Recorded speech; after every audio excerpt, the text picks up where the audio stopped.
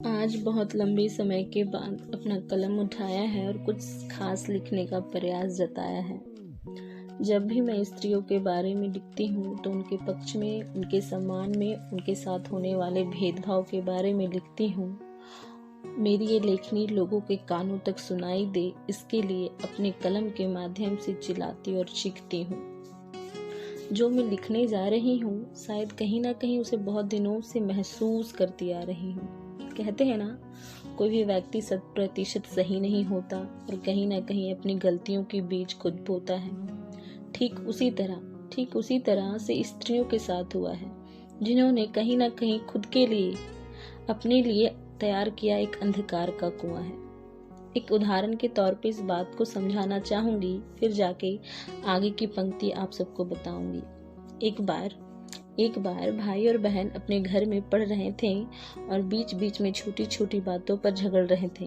तभी उनके घर में एक गेस्ट आ जाते हैं और पापा घर से आवाज लगाते हैं। बहन, जो थोड़ी देर पहले पढ़ रही थी, वो किचन में चली जाती है और माँ के कहने पर चाय और नाश्ता का इंतजाम कर ले आती है। भाई उस चाय को गेस्ट को दे देता है और पापा के कहने पर कुछ बातचीत भी कर लेता है। कहने को तो ये सभी छोटी छोटी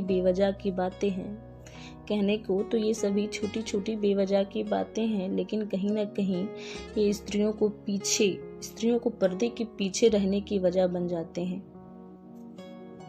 अब मैं आगे की पंक्ति बताने जा रही हूँ। ये उन लोगों के लिए है, ये उन पुरुषों के लिए है जो एक पति हैं, किसी न किसी के पति हैं, उनके लिए, जिन्हें लगता है कि ये पंक्तियां बस पढ़ने में अच्छी लगती है और सही मायने में तो औरतें घर की रसोई में जचती हैं।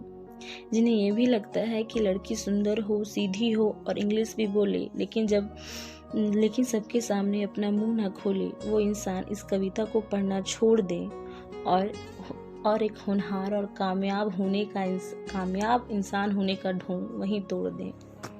अब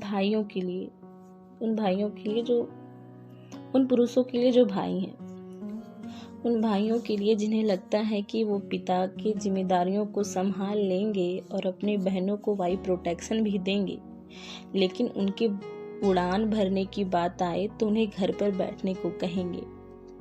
ऐसे भाई तो खुद आसमान को छू जाते हैं और बहनों को जमीन पर बैठे बैठे टेलीस्कोप से तारे दिखाते हैं। इस कविता को छोड़कर जा सकते हैं वैसे भाई जिन्होंने अपने लिए खुले आसमान को चुना, लेकिन बहनों के लिए बना दी सोने की खाई।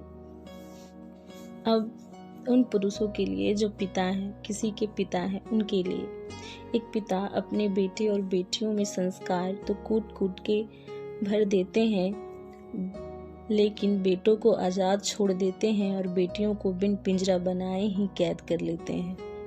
पिता अपने बेटे और बेटियों में संस्कार तो खूब देते हैं, लेकिन बेटों को आजाद छोड़ देते हैं और बेटियों को बिन पिंजरा बनाए ही कैद कर लेते हैं।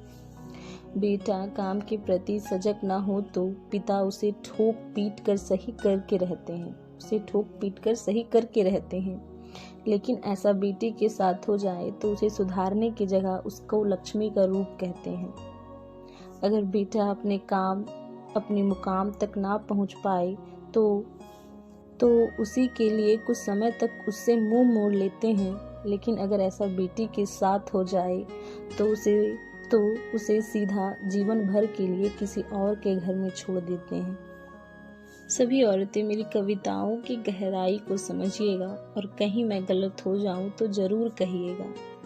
कहीं ना कहीं मैं तो चाहती हूँ कि मेरी ये लाइनें गलत हो जाएं और दुनिया की सभी बहनें, माँ, पत्नी को सभी का स्थान मिल जाए। Thank you.